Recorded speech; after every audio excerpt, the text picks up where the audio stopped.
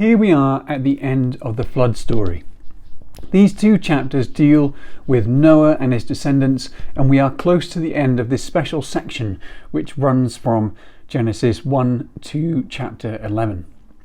Our scene began back in 8 verse 20, where Noah builds an altar to the Lord and offers burnt offerings.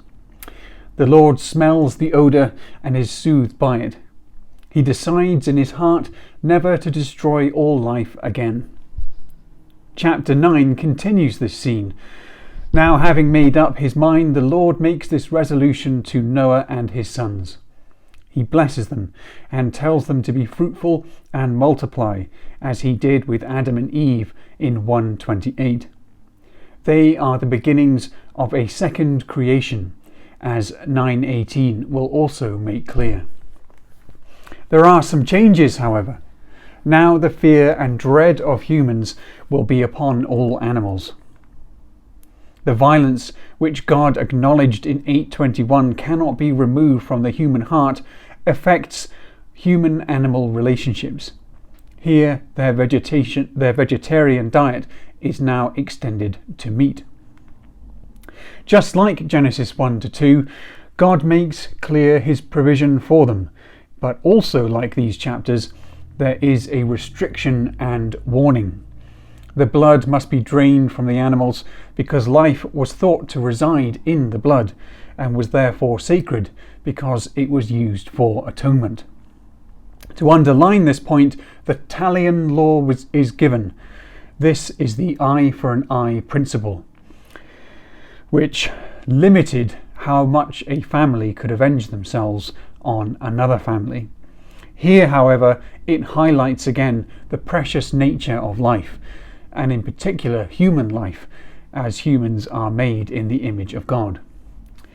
Because these instructions are given to Noah and his sons, who stand as the new heads of humanity, so they came to be seen as binding on Jews and Gentiles alike. We can see this reflected in Acts 15:28-29, when the apostles decree that the new Gentile Christians are not expected to obey the law, but are simply to observe some basic rules, including not eating the lifeblood of animals. God makes a covenant not just with Noah and his sons, but with all living creatures. The covenant is never again to destroy all life with a flood, and the sign of the covenant is the rainbow. This is not the first rainbow, but God is selecting a sign from what already exists. We see this later on with Abraham and the covenant sign of circumcision, which was already practiced by some. This time, however, the sign of the covenant is not to remind the humans, but to remind God. As it says in verses 14-15, "When I bring clouds over the earth, and the bow is seen in the clouds, I will remember my covenant that is between me and you and every living creature of all flesh, and the waters shall never again become a flood to destroy all flesh." The epilogue of Noah's story is strange, but it provides the link for the genealogies which will lead to the Tower of Babel story in chapter 11 and then Abraham in chapter 12. As Noah is a kind of second Adam, so he also, having been blessed by God, suffers a fall. He gets drunk and falls asleep naked in his tent. Noah's son Ham brings great disgrace when, instead of covering his father's drunken shame, he exposes it to his brothers. When Noah learns of it, he pronounces a severe curse on Ham's son Canaan. This would have been read as the origins of the bad relationships Israel would have had not only with Canaan, but also Egypt and Assyria.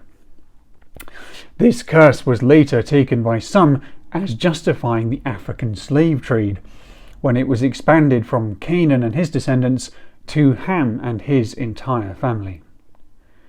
The genealogies of the three sons of Noah are now given.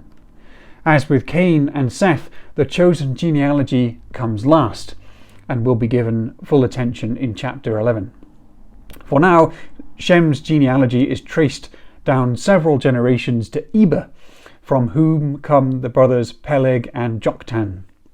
Here we have the enigmatic reference to when the earth was divided, which occurred during Peleg's lifetime. This may be a reference to the Tower of Babel, which will come in the next chapter. Here Shem's genealogy focuses on the other brother Joktan, and we have to wait for the next chapter when it will continue through Peleg and on to Abraham. Finally, the number of nations listed here is 70. Hebrew numbers sometimes were symbolic, and 70 represented totality. 70 people of Jacob's family will go down to Egypt, and 70 elders will go up to see the Lord on the mountain in Exodus 24. And in chapter 10 of Luke, Jesus also sends out 70 people to preach, which is a probable reference to this chapter. The chapter ends with a note that these families spread out over the earth, thus fulfilling the Lord's command to multiply and fill the earth.